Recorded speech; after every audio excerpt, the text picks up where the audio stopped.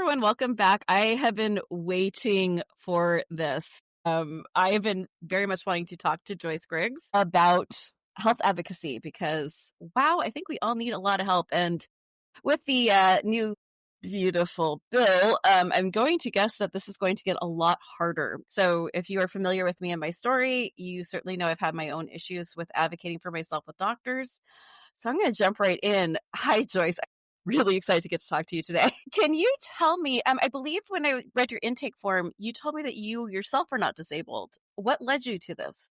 No, I'm not. What led me to this? So I created United States of Healthcare because of a family crisis. My former partner had knee replacement surgery, which is pretty routine, but he also had severe anxiety.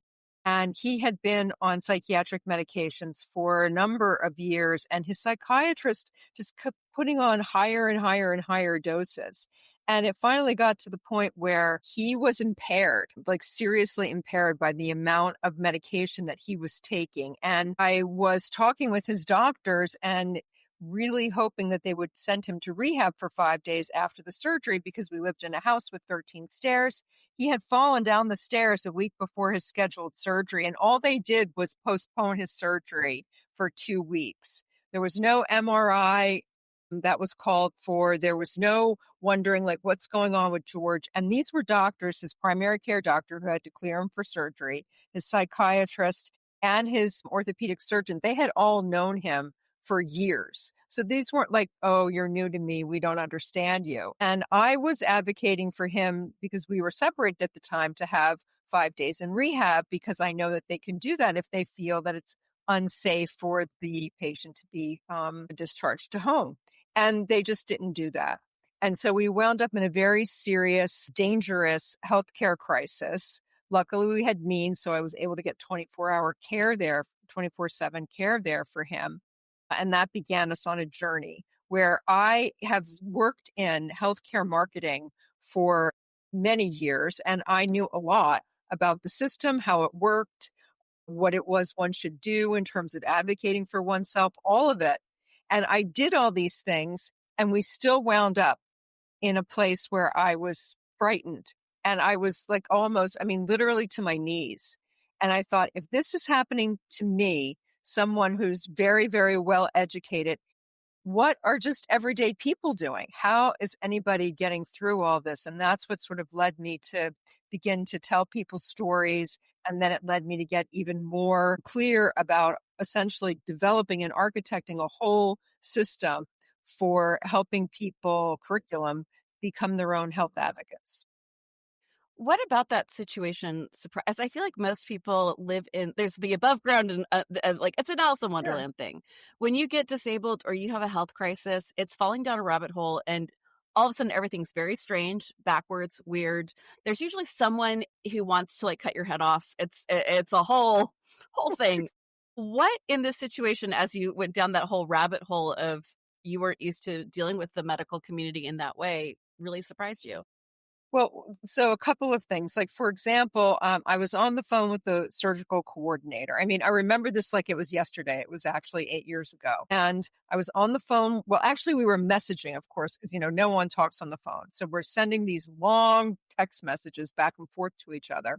And I said, are you aware of the medications and the dosages of the medications that George is taking? And she said, yes, of course, it's all in his electronic medical record. Well, I assumed that that was a doctor to doctor transfer of the electronic medical record. And of course, that was completely wrong. It was George who had given his list of medications to the surgeons, and he'd given the wrong doses. So they were never aware. And I was, of course, saying all these things, and they wrote me off as the hysterical wife. And when, things got bad after he was, discharged to home after the surgery. We were having serious, serious issues. I had a angel of a home care nurse who was advocating and helping us and taking George to appointments and so on and so forth. And he was the one who got me to understand what was going on. And I would physical therapy would come to the home and nurses would come to the home to check on him. And I would ask all of them, please, will you please give the true state of George's condition to your superiors because we need more help here. And no one would do that because they didn't want to rock the boat. So I went all the way up the chain of command and spoke to the director of home care, a nurse, a nurse practitioner at the hospital. And I told her the whole story, my concerns about his medications, that he might be taking them in the wrong way, that the doses were too high in the first place, that he had fallen down a flight of stairs, but no one had done anything about it. And she gave me a set of steps to follow, one of which included confronting the primary care doctor and asking why he hadn't ordered it and why he hadn't noted any of these changes in George's affect. And that began the journey of going through a series of doctors to get him finally the help that he needed. It's so if you're listening to this online, let me just explain. The two of us are both palm colored. So we are talking from a place of significant privilege in the Yeah. healthcare system. And this is still what's happening. And it was happening. And also the other privilege was this was happening to a man. And I not to say that men always get better care. I'm just saying in my personal experience, my father and I had very significant health issues. My father would get care without question, where I was almost put into a mental hospital for my symptoms. Like, it's a very different thing. So if we're talking about it being this bad for a palm-colored man, like, I'm sorry, I didn't ask if he was, but we are both palm-colored women who are dealing with the healthcare system, and this is how we're being treated. That means that it's significantly harder and worse for everyone That's right. else. And No, that's that's scary absolutely because right. there's also yeah, and there's no system set up within the healthcare system to do what you're doing. Even the ones that say they are, they're not really there. It's like going to HR almost. Like if you go to HR for your job issue, they're not there to protect you. They're there to protect the company. Same with a lot of the advocacy groups within the medical system itself is there to protect No, them. you're absolutely right about all of those things. Sorry, I'm just coming off of a major issue with the healthcare system, and I'm a little twisty and cringy and twidgy and all the other idgies. So if I get a little intense, that's just because I'm still a little traumatized from what just happened. So can you explain a little bit more about this thing that you built, the United States of Healthcare? Because it was an impressive website. I just spent hours You and hours going down a rabbit hole with your blogs. You have so much free information. So if you're hearing this and you like raised an eyebrow and you're like, okay, so there's a healthy person making money off of us again. This is yeah, not what it is. And go to the website immediately because you're going to see so many free resources. yeah. And so please tell me about this model that you're using, what you're doing, and how you want people to use this. So when I created United States of Healthcare, it was important to me that, first of all, there'd be things told in a story fashion, right? Like, here's what you can do. And also a lot of pro tips. So every blog post that we have is full of pro tips. So here's a tip on what you can do. So we try to give you, if you go through a blog post on how to be your own health advocate, on how to set up a personal health record, on what does it mean to, how do you prepare for surgery, whatever your topic is that you're looking for, you're going to find different pro tips in all of those blog posts that will give you very concrete ways of doing things. And what I'm focused on these days more than anything is the doctor visits. So they're just being finalized now because I have redone the two guides that I have for helping people prepare for their doctor visits, because really that is where, or nurse practitioner visit, because this is where the rubber meets the road. So we have tools, and I'll tell you about them in a minute, that will help take you through what to do to prepare for doctor visits and what to do between visits, because that's the other thing. What kind of communication between visits? So what we created was, it doesn't matter what kind of condition you have. It doesn't matter what kind of situation you're in. We would use the term condition agnostic content on how to be your own health advocate, because there's a whole series of things that we need to do to advocate for ourselves. And so that's what we tried to do, was create a comprehensive resource, because, also when you think about people with, and it's usually women, mostly women who have rare diseases, autoimmune disease. It takes 5 to 8 years, right, on average, to get a diagnosis. So what do you do in that time? It's not like, oh, I was diagnosed with, and you get a label. Okay, But then you can go to a national organization and they'll have resources for you and you'll be able to look for groups or other people. When you're searching for a diagnosis, that is a time when you need support the most. And where do you go? People like yourself, what you've put together, that's one place, but so is United States healthcare because we are not focused on any one condition. We're focused on health self advocacy as an essential life skill that we can learn. And so, what we try to do is give all those resources to learn them, including insurance resources. So, we don't pretend to be experts on that, but I do have some experts, and we have a fairly good primer there, several videos and blog posts on how to select insurance, what to do when you get a denial. And we'll be doing a 30-minute Zoom meetup on the 22nd of October, taking people through one of our tools, which is how do you compare different plans and what are the key features to compare in order to make your decision? Because no one's taught us how to do that either. I'm going to be there. This expression is I need to sign up immediately. So I'm so sorry. We are an international podcast as well. So just letting all of you know who are listening to this going, what are they talking about? We are both in America. And I just want to give a quick explanation for all of our people who are listening in other countries. Fight with everything you have to keep this from happening to your country. This is what we deal with. All of our stuff is through insurance. You can get a PPO or an HMO. Those are mostly the two ones, but at least with my insurance, I have to pay $8,000 before they will cover anything. And then after that's only 80%. And my last hospital bill, if anyone's keeping track, was $8,000 for a 3-hour visit. And all I got was a banana bag. So just letting you know, like when you have a heart attack, we're not talking like your numbers. Like when you're thinking about, I went to a hospital in Canada, I broke my leg. The MRI was, let's say even $1,000. My MRI was 16,000. So we're just letting you know, like when we're talking about something, you're like, I know it bites to have to pay that much. I need you guys to understand what that much is. Helicopter to get like lifted to another place, 20 to 40,000. Ambulance, we take Ubers because they're $3,000 to $8,000. So just letting you guys know what you think the number is over there, not here. Like my banana bag was $1,600 with $900 per needle stick because she kept having to stick me. So just to kind of give you guys a general idea, as you're like, but our NHS sucks. I'm sorry, maybe, but not like this. Just letting y'all know. So, okay, I'm so sorry. I have to always put that little No, disclaimer in. Because yeah. I get to hear from people all over the world and they tell me like, yeah, it bites over there, but just like, it's really bad over here too, until we start talking. And then they're like, okay, yeah, I will absolutely be fighting for this. So what are you discuss some of the free resources on your blog. You're having this incredible thing to discuss the differences and how to choose your healthcare. Yes. Because my goodness, it reads like War and Peace. If it was written by my like 8th grade math teacher, it is hard to get through.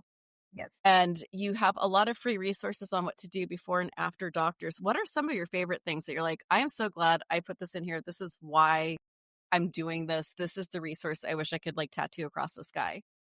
Well, I'm going to answer two because I think No worries.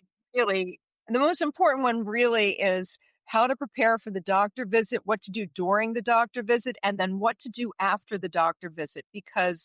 And I want to say to people, these work because I have friends all over the globe and they read my content and it applies.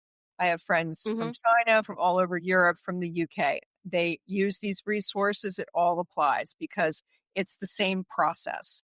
And of course, there's what we have to do to prepare. There's what to do during in terms of what kind of questions to ask, what questions can you use in almost any situation. And I don't mean, genericizing healthcare. I don't mean that at all. But, the one thing that happens to all of us is the freeze up. Either we freeze up or they're going too fast, or then suddenly our head is swimming and we lose track of where we are in the visit. Now, these visits, the system, and I know this to be true even outside of the US, healthcare systems are built for speed, not for connection. So unless we come prepared and know that if we freeze or our brain starts going forward and we're not paying attention anymore because we're not connecting anymore, we need to ask the physician to slow down. Hang on a second, doc. Can you just slow down there for a minute? I need to make sure I got everything that you just said. Could you repeat that? Or I'm going to repeat that back to you. Or all of these things that we can do to take control back of the situation for ourselves. And I don't mean to be in a fight to wrestle for control with the doctor. No, I mean to be driving the pace of the conversation because this is our health that they're talking about. And it's important that we understand what they're saying.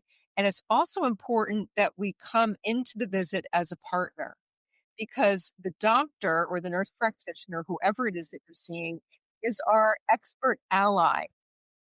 They are not in charge. We're actually the one who's in charge. And they'll be the first ones to say, most of them, that they want patients who are engaged because they know an engaged patient is going to follow through because then there's what happens after the visit. And what I love about the tool is that we talk about taking 5 minutes after the visit and debriefing with yourself while it's still fresh in your mind and not just running off to the next thing. Even sit in the waiting room, sit down, get a water, get a tea, and remind yourself of what happened in that visit. And then tie up any loose ends because maybe there's still, you're like, oh, I didn't ask that question, or you know what, that's not clear.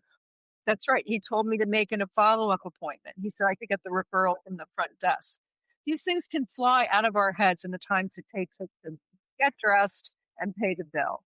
So that those are some things that I think are like critically important. And if we do these things, it can change the game for us in terms of what our outcomes are in the short and the long term. That is one piece of advice I've never heard before, and I think it's a phenomenal one.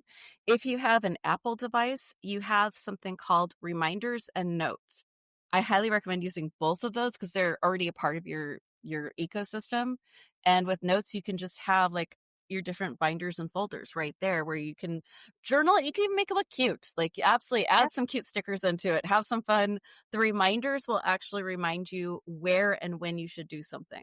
So it will automatically, I have Ehlers-Danlos. I'm on so many meds. I can barely remember anything. So I could have the doctor tell me, you need Epsom salts. And then I could have put in reminders and have it whenever I go to CVS, it would just pop up and go, buy your Epsom salts. So those are just some ways to automate what you're saying and some free resources. I think if you have an Android, you might still have Google Keep, but just letting you all know you might be real cautious about using Google for your healthcare. Just a quick little warning for everyone on how they're training their AIs and what they're releasing. There's a lot of different resources. I think you can use like GoodNotes 5, and I think that's only like $19 a year or something. I know it's pricey, but it's still just another way you can do that. What is like the one thing you wish everyone would do before they walk into a doctor's appointment? Take the time to, I journal a lot, but take the time to have a visit with yourself Ooh, 2 days good. before the visit, if you can, about what it is that's most important to you to cover during the visit and to really be clear about that. And almost, I'm not going to say memorize or anything like that, but just to know, write them down. These are the two things that I want to cover in this visit. And these are the reasons why. And know and practice that a little bit. Just saying it in your head, saying it out loud, you're washing your face and not making a big deal about this, because there are data that show the doctor will interrupt us within 18 seconds of opening our mouths when we walk into that office. So it is, I say this because it's important to take a deep breath before we go in, know what it is we want to say. And I like to send it in advance, either if you do have either email or portal situation, or bring it on a handwritten piece of paper. It doesn't really matter, and hand it to the doctor. As you're saying it, they're reading it and they can read faster than you can say it. These are smart people. They're putting two and two together. They now know what's most important to you, what you want to cover in the visit. And you're already 20 steps ahead of the game because it's not about getting more time. It's about utilization of our time to our best advantage. So how can we do that? Because I feel like this is almost like a job interview situation, especially for people with ovaries who present as female. We have all the data that when we go in for a job interview and we ask for a higher amount of money than they require, that when men do that, they're seen as leaders and they're more likely to get the jobs. If a woman does that, she's seen as unlikable by even the other women in the room.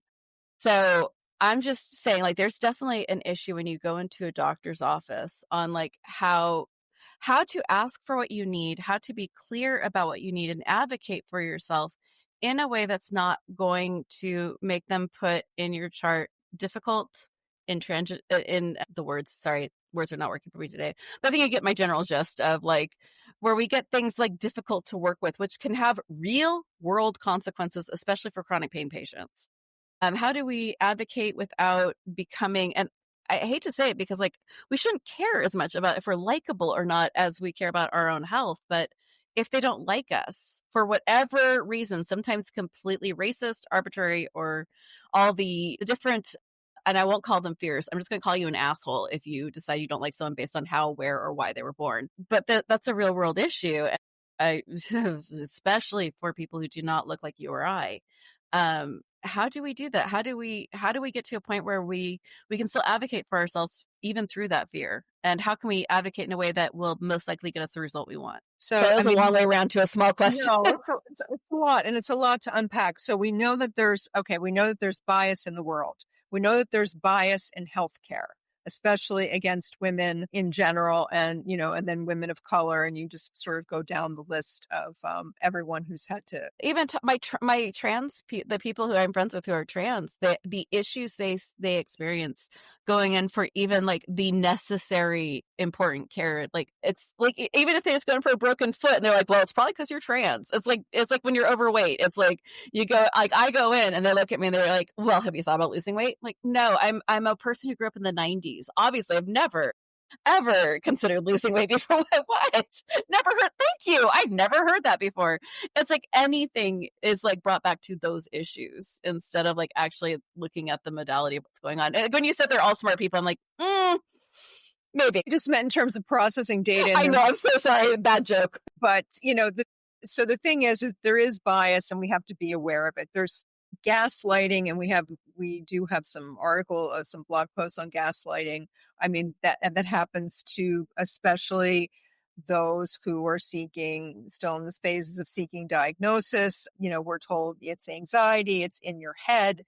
These are very, very difficult issues. I'll say a couple of things. Number one, the thing that I say to everyone is manage your state before you go into the visit, right? So, take a moment to sit, ground yourself, and understand how that. I just did a Facebook Live on this. How does that professional you're about to see make you feel?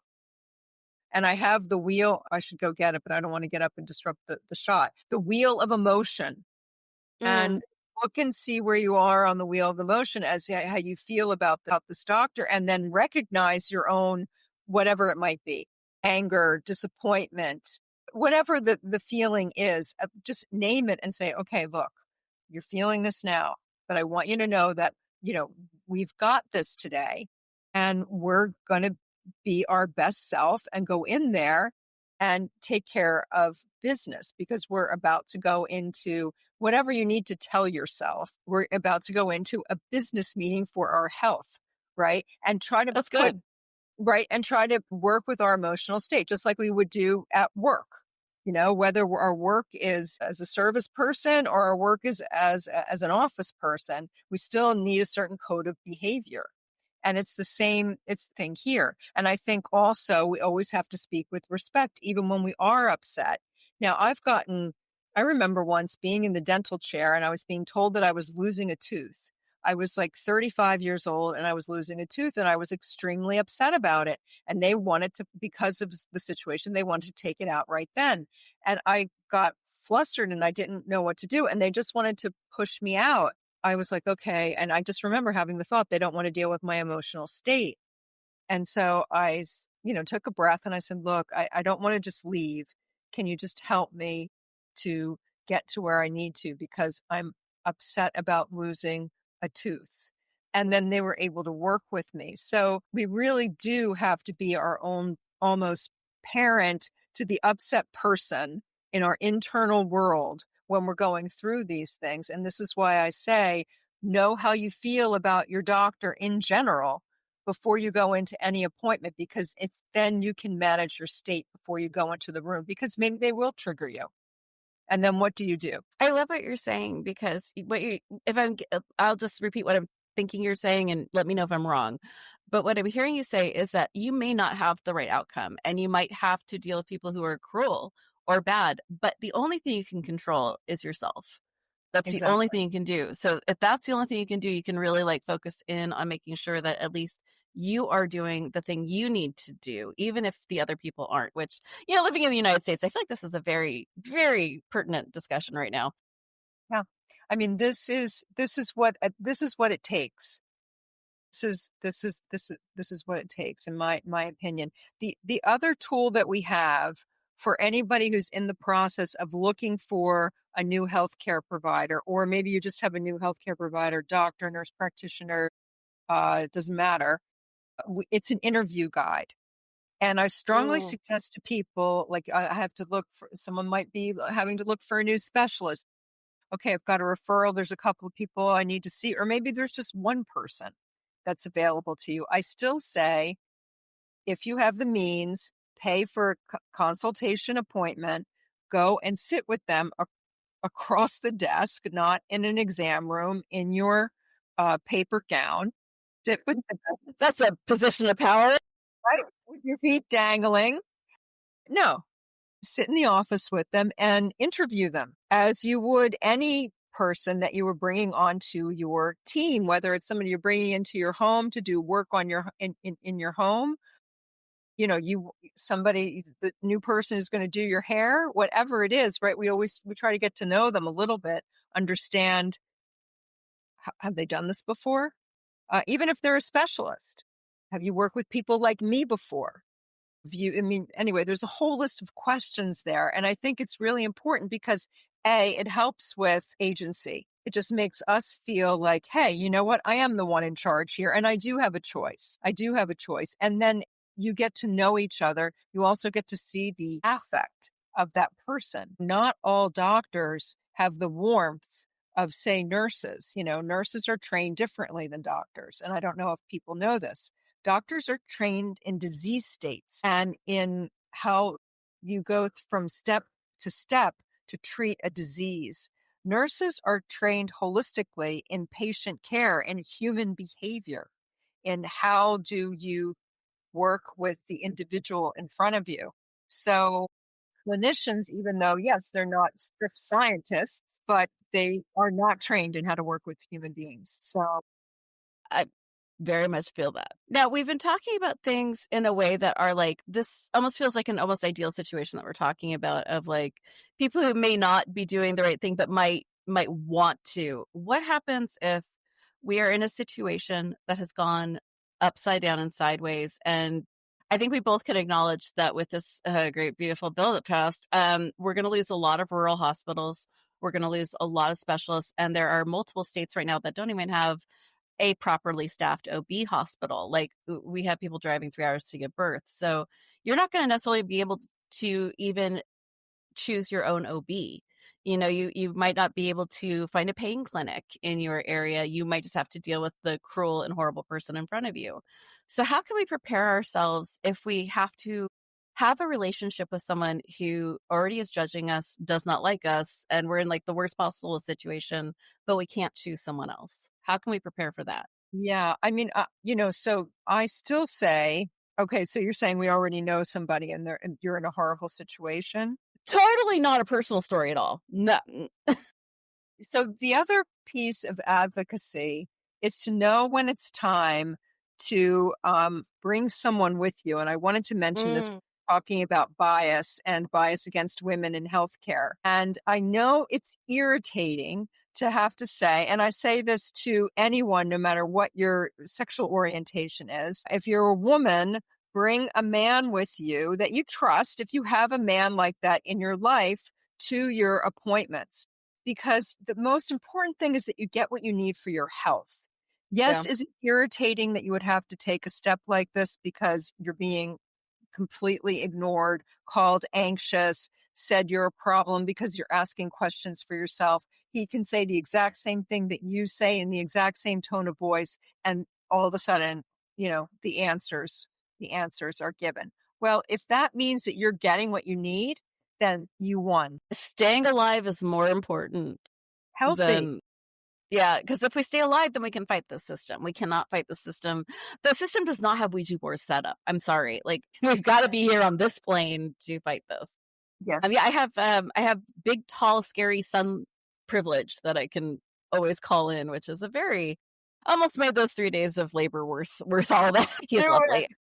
He is tall and scary, and he is very helpful to his sister and I whenever we need something. And I do hate that. It makes me angry. I have far more college education than my son. I know a lot more, and yep, still every time. What have you seen in oh actually no, I want to go to this question first. What can we do about the power imbalance? And this is something that I've been very focused on lately, especially as I've been on TikTok and I'm watching doctors and nurses use us as content and have because I'm a chronic pain patient, I have an insane power imbalance with my doctors. All they have to do is write on there any little detail that makes me look bad, and I can never get medication again. So it's this very wild power imbalance. And even going into my GP is very scary because again, to get the care I need, especially with invisible illness, I have to get them to trust and believe me. What do we do about this power imbalance? How can we? Is there anything we can do to fix this? I mean, you've already given so many amazing tips for how we can emotionally prepare for that power imbalance, but is there anything that can actually be done about it? I mean, I don't know. I think that what this comes down to is, these are systemic issues, that require systemic change. And I think that it's incredibly scary. You're right to know that you're in a situation where you're talking to a healthcare provider and one false move and they can blacklist you. I mean, let's say it for what it is. I think this is a question for doctors and nurses to say Yeah, probably. what is it that patients can do. I mean, I think this is an important question that you bring up, and I don't know if I have a really good answer for it. Totally fair. I try to explain this to other people of like going to Yeah, any doctor is almost like going on a date. That yeah, don't want to look like you're too put together because then you're healthy. But you yeah, don't want to look too not put together because then they're going to think that you're, they'll make all sorts of inferences about you. You don't want to look like you're too expensive, but you also don't want to look too poor. Like it's the same walk that I think most of us who have ovaries or look female have dealt with our entire lives, which is that impossible middle ground of like you don't want to be too bitchy, but you want to get what you want, but you don't want to be too submissive because you're a doormat. But like all of this is crazy, and then the onus is on us who are sick and in pain and terrified to be the well behaved ones, and that's really hard. yeah. I mean, the other option, and I think if people have the means for it, are, there are professional patient advocates, and there's a national organization in the US of patient advocates. And these are mostly, I won't say all, but many, many, many of them are nurses. So they have been through the system. And I think they become important to bring onto a team when you wind up in a situation where you do have this legitimate fear that you're in a power imbalance and that you have to bring in every possible resource to ensure that you maintain that balance in a way that does not tip in the wrong direction. And I think then you have a greater chance of not having to put yourself in a situation where, like you said, where you're sick and you're scared, and then you also have to advocate for yourself.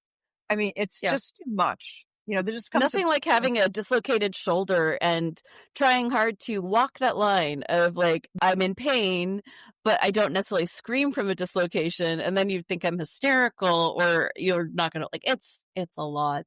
Yeah, it's a lot. And the one other thing that I will say, just in terms of a data point, is that there are data, and I think it was from an ICU in the United States that showed that women in the ICU got less pain medication than the men in the ICU because they weren't believed. I mean, it was, and it shocked the members of that team in that ICU. So this bias Black is women can tell you for decades they've been sent home from surgery with Tylenol. Serena Williams. I mean, look at Yep. her story. I mean, Oh look my at it. God. I mean, Yeah. when you think about it, it's like, okay, it doesn't matter. They're biased against us. Yeah. There were textbooks up to 20 years ago that the medical textbook said Black people feel less pain. And it's like, I the rage. Anyway, not anyway. That's something we absolutely discuss here on this podcast. I am still looking for a new podcast host to take over the discussion on race and chronic Mm, illness, disability, and hospitalization. If you are someone who's interested in that, please DM me because we really need someone to be talking about this. And I'm not the person for that discussion. we need I mean, I someone. absolutely will keep screaming about it. I'm just the wrong messenger. So I think we're probably pretty close to the same age. What have you seen change in medicine since you started becoming aware of what was going on in medicine? I think one of the things that I've seen, and maybe just because I'm paying more attention, is that, there are doctors out there, even of a certain age, who really want to help patients and want to teach patients how to advocate for themselves. And I think that, that's one thing. The other thing, of course, that I've seen, and especially in the US, is that our care has become, we don't use these words, but we have less access to care than we once did. And medicine is rationed in the US through what happens with insurance companies and denials and what they'll pay for and what they won't pay for. And so I think what's become more important than ever before is to become comfortable with the paperwork, unfortunately, that goes along with it. And that a denial is nothing more than someone saying, I need more information. The word denial brings up all sorts of emotions inside of us, but it means nothing. It just means they need more information. And if we, and so these are the things that, have been added onto our plates, I think that, just weren't the case in you know, the good old days when we had really good insurance that covered everything that we needed and we could rely on it like a nice, comfortable chair. Those days are gone. Unless you're lucky enough to be grandfathered in, like my parents are, where they have 100% Yeah. coverage of everything from a government job, like Yeah. that is just not our world here in the US That's right, anymore. or the United States Congress, they have great insurance. They have wonderful. Yeah, funny about that, isn't it? How there so many thoughts. Sorry, I think I just like cracked a molar on the rage. Yeah, fun. So on your website, you have things like 5-day challenges. You had something that was how to keep the undivided attention from your doctor, a 5-day challenge. I'm not asking you to give me your challenge, but what are some of the things that you do for a challenge? Like, is this thing that is a community thing where people can get to know each other? I mean, that actually that should probably come down because we're not doing the challenge right now, but what one thing I am gonna be offering soon so that 5-day challenge was all about, the doctor visit again, like, I probably sound like a broken record, but it really becomes Nope, the. we need to keep doing that. Oh, I am so sorry. Real quick, what we had talked about before about just right before this question. I'm not a big fan of AI. I viscerally hate it. I cannot stand what it's doing to Yeah. the environment and to people of color and to socioeconomic issues there. It's really terrible. However, since it exists and since it's here and you're sick and harm reduction, not removing everything, just what you can do, you do. You can take their notes, you can throw it through Chat GPT, and you can say, in real world bullet point language, tell me what I need to know from this. Yes. And that is a quick way to get through all that paperwork. Just saying. Yes. Listen, I'm working on a tool right now to help people use AI if they're using AI to ask health questions. So that's coming. And I have a lot of great experts helping with that because there are things to look out for if you are using it. And then there's also kind of prompts that one can use, just one sort of master prompt. Because if you're using AI, it's important that you instruct it. It is not Google. You cannot just type your question in there. You have to instruct it People and don't understand it. It's a oh, predictive model. It's not researching for you. It's that's just right. predicting what it thinks you want to hear. This is not the Oracle It's of Delphi.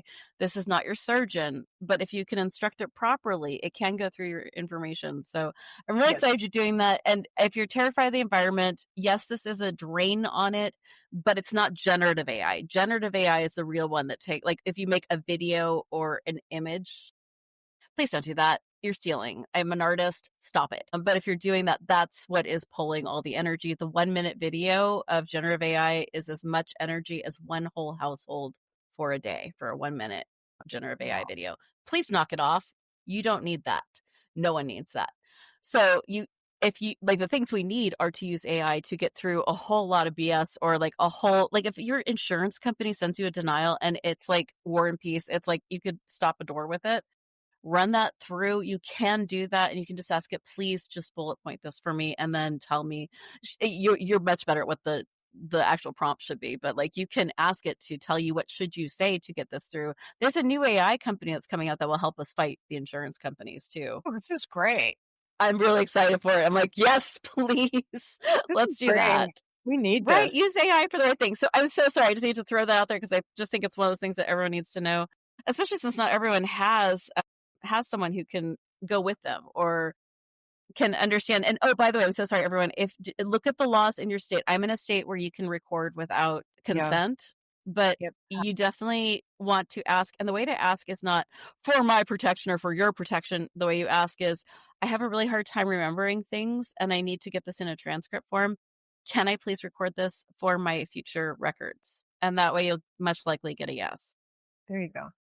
So I'm so sorry. I totally derailed that, but we're coming right back to your That was challenges. good. Now, I just had never heard of doing challenges for something like this, and I It's was really just curious what fun. that looks like. Like, I'm so intrigued.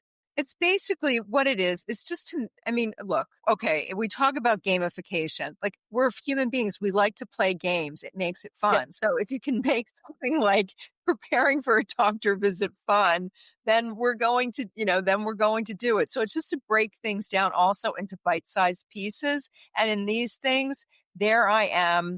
There's my voice. There's a short video, and there's somebody who's like, who's taking you through. I do also have a group on Facebook if anybody wants to get involved. It's called Let's Talk Healthcare. And there I leave videos and tips, and there's other people. If people are looking for community, in terms of health self-advocacy, then, I'm your girl. That is amazing. And we will have a link to that in our show notes. So if you are listening, you just go over to our website, invisiblenotbroken.com. And then if you just click on this episode, I will have links to everything. You can just hit the button, or you can go directly to your website, which is United States for Healthcare United States of of Healthcare. Healthcare. This is why you Mhm. don't listen to me directly. You actually look at the writing, because when I'm talking, my brain is doing its best, but that's never enough. And that sounds really cool. And I do love gamification. I think it is the way to get everything done. I wish PT, physical therapists, would learn this. Like, if you want me to exercise, let's make this a little more entertaining. Anyway, so sorry, it's a sideline there. Okay, so do you have any personal stories since you started this where you're like, aside from your own with your ex-partner, do you have any stories of people that came back to you and told you something you're like, oh yeah, that's why I did this? Yeah, I mean, it just happened the other day. I got a call. Well, it was a message from my former brother-in-law. He's like his best friend. His sister was in the hospital. She has cancer. She's in treatment, but now she's in the hospital. And okay, she needed to go to a subacute rehab facility, and Mm. the hospital said, "I'm sorry, but her insurance doesn't take. None of the places that we want to send her to, the insurance doesn't take." Will not take her insurance. And so they told them their option was she could go to a nursing home facility, at a skilled nursing facility, and then they could pay out of pocket. And I said, okay, that's not right. So I swung into action. I sent him some copy that he could put into an email. I said, you have to write the caseworker, and it's ask them to advocate for your sister. And she's now been, they found a facility that would take the insurance because, even if this is important for your audience to know, if they don't know this, even if you need to go to a certain doctor, hospital, procedure, and your insurance says we don't cover that, they can be asked to make a one-time exception if the doctor says it's medically necessary. Now, it's not always going to happen, but this is a thing. Never knew that. It's a thing. So again, everybody has to know their own situation. And I'm not a professional advocate for taking people through insurance, but these are general things that are out there. And that's probably, I'm not exactly sure what happened, but I think that's probably how they got her into one of those facilities. Was they asked for that because we put that into the letter. Please ask for a one-time exception. If they refuse it, then we want to have, as you had mentioned earlier, a doctor to doctor case conversation, meaning her doctor and the medical doctor from the insurance company, in order to come to a conclusion. So that just, it made me feel so good. It got handled like that. That's amazing. I'm really kind of scared of what's going to happen as we are hearing that more of these insurance companies are going to use AI to decide on. I don't know if you've heard the news, but there are 5 states that are allowing AI and buying this AI modality. I don't know what you call it, but they are allowing AI to decide who gets what treatment, and they are paying out a bonus every time that AI denies someone. So I'm getting scared as like we're kind of almost losing that doctor to doctor ability, and it's going to be doctor to machine learning, and that's concerning me Well, I think drastically. when it comes to a denial, I don't think that yet we're in a place where you would not be having that be a medical director at the insurance company that would be having that conversation with your doctor, whether or not the denial came from utilization of a data analytics tool like AI or not. I mean, I know that this sounds horrible the way they said that they're being bonused for denials, but that's essentially what's happening in our system It's now. always happened, by the way. I Just letting mean, everyone know this is not new. it's It's not just new. it's new to use a computer which has not gone through medical training. Yeah. Yeah.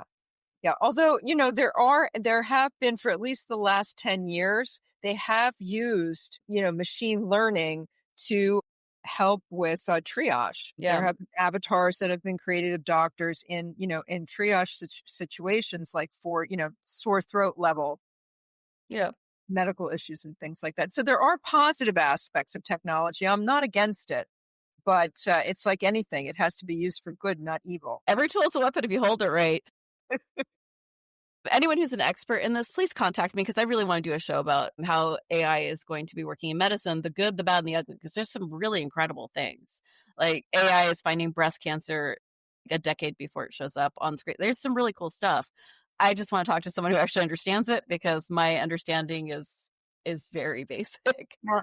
I If you had a magic wand and you could fix this whole system, what is the first thing you would do? think the first thing that I would do is have everyone walk into any care situation with the belief that they are the expert of themselves Mm. and everything that they say and feel matters. I think that is the most. That is wonderful. Is there anything you would do to fix the system? Like I, magic. This is magic. This is yeah, a I magic yeah, wand where you, yeah, no. I think the magic wand for me is that the healthcare provider is able to take the time they want and need with mm, each patient on an individual level so that people are getting personalized care.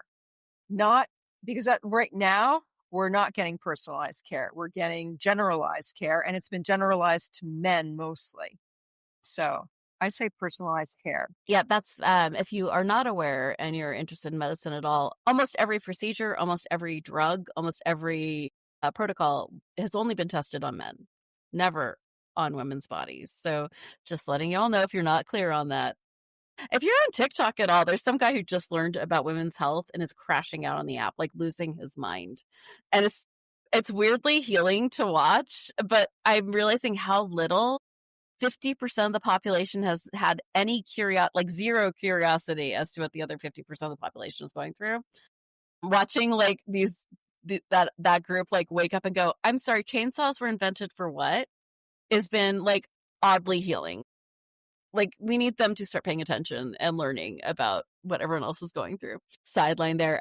So we are almost at an hour. I would love for you just to tell everyone what you would like them to do right now. Do you want them to go to your website? Do you want them to like download those free resources? What would you Yes. like everyone to do now?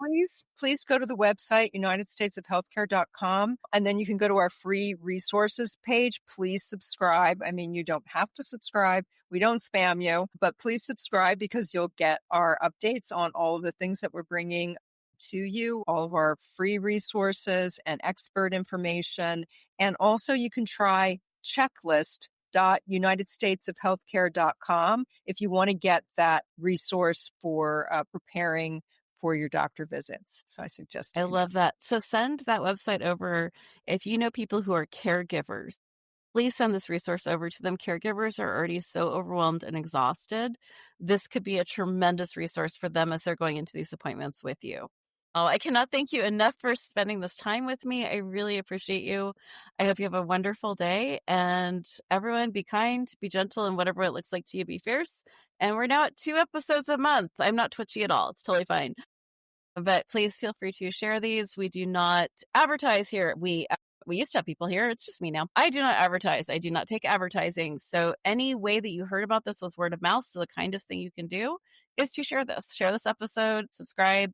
Weirdly, strange place to do that is Apple Podcasts is still our most popular. So if you want to drop a review with kind, you can absolutely read me, tell me what's wrong, but just try to do it kindly.